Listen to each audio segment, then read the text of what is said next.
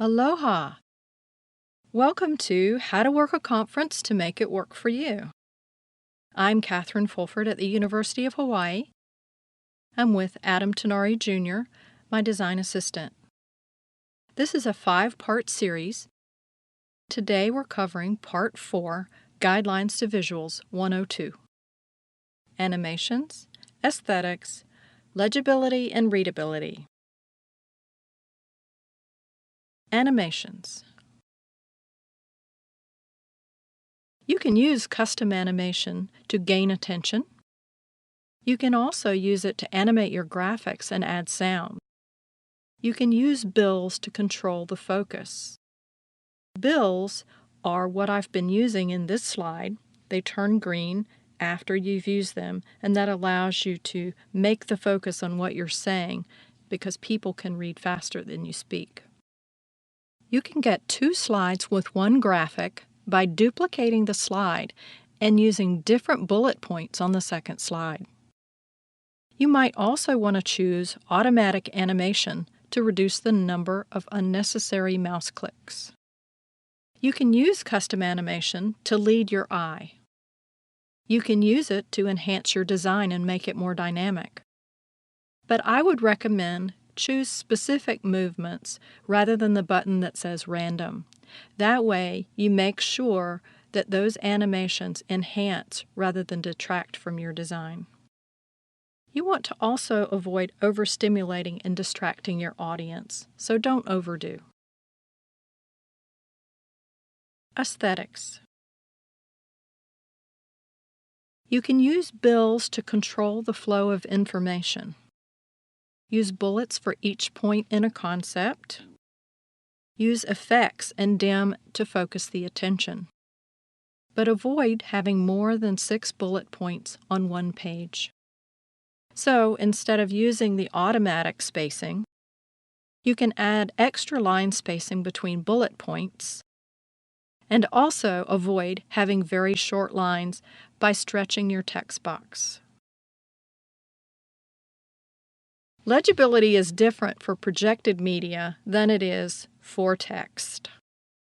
So let's talk about what the difference is between legibility and readability. Legibility is your ability to see something clearly, whereas readability is your ability to read it fluently.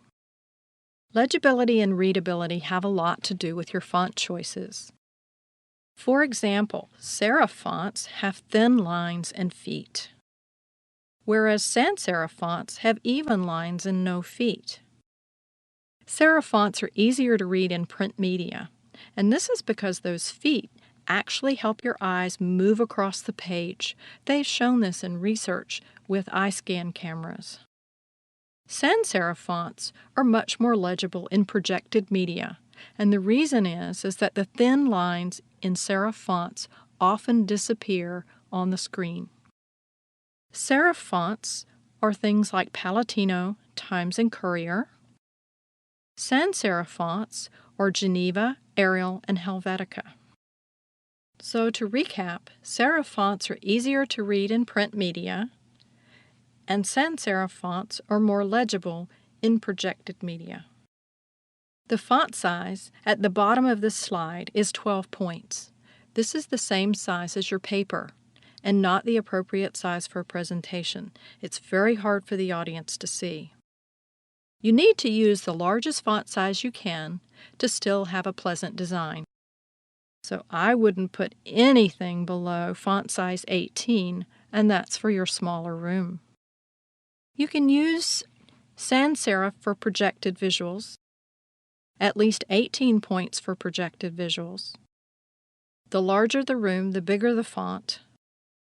Also, when you're using a web browser for presentation, you need to change your preferences because it's normally at about 12 points and that cannot be seen by the audience.